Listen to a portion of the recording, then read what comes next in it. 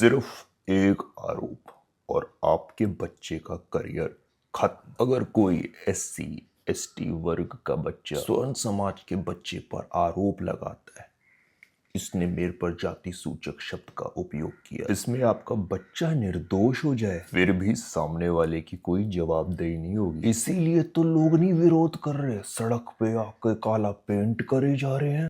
देखिए, जो 13 जनवरी को नए नियम आते हैं UGC के, उनका मकसद सिर्फ एक, कॉलेजेस में ऊंच नीच भेदभाव को रोकना। अच्छी बात है, मगर लोग कहते हैं कि अगर यही नियम की गहराई में जाओ तो समान वर्ग छात्रों के मन में जो डर है वो दिखता है, क्योंकि इक्वल अपॉर्चुनिटी सेंटर हर कॉलेज में मैंडेटरी कर दी है, जिसकी विजिलेंस पावर बढ़ा दी और इनमें फैसले लेने वाली इक्विटी कमेटी वो पक्षपात कर सकती है, लोग कह रहे हैं, क्योंकि सारे मेंबर तो रिजर्व कैटेगरी से होंगे, जनरल कैटेगरी वालों के खिलाफ ही फैसला सुनाएंगे। फिर अब सारे तो नहीं, अगर मैं आपको एक्चुअली रूल पढ़ के बताऊं तो रूल कहता है कॉलेज के 9 लोग बैठेंगे, जिसमें minimum 5 members should be from SC ST OBC PWD और वुमेन।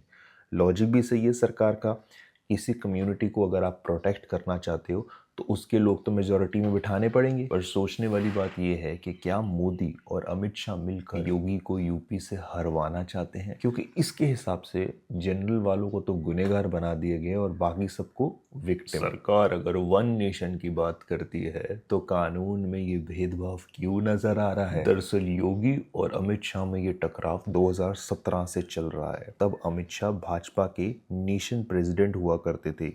यूपी में बीजेपी पहली बार मेजॉरिटी में आई और अमित शाह ने मनोज सिन्हा का नाम CM कैंडिडेट के लिए फाइनल करा। योगी जी तो उनकी लिस्ट में दूर दूर तक नहीं थे, लेकिन योगी जी ने 40 MLA के साथ पार्टी छोड़ने की धमकी दी। तब अमित शाह झुके और बने हमारे मुख्यमंत्री योगी। अब सोचने वाली बात है, यूपी में जनरल कैटेगरी यूपी में सबसे मजबूत वोट बैंक रहा है। ऐसी 23 सीटें जहां हर बार जनरल कैटेगरी वाला कैंडिडेट ही जीता है, वो हर बार भाजपा से होता है। अब UGC का ये रूल से लोगों में नाराजगी है, स्टेट गवर्नमेंट पे सीधा सीधा इफेक्ट आएगा। टारगेट जनरल कैटेगरी नहीं है, यूपी की वो कुर्सी है जो सीधा सेंट्रल का रास्ता तय करती है। क्योंकि तुम सोच के देखो, प्रधानमंत्री मोदी के बाद अगला प्रधानमंत्री कौन? पहले नितिन गडकरी का बहुत नाम उछला था, इथेनॉल के बाद ऐसी इमेज खराब हुई, RSS ने पूरा सपोर्ट खींच लिया। तो अब क्या अमित शाह? सवाल आपके जहन में ये आना चाहिए कि क्या ये हिंदू गवर्नमेंट है या प्रो हिंदू वोटर गवर्नमेंट? क्योंकि जिस प्रधानमंत्री को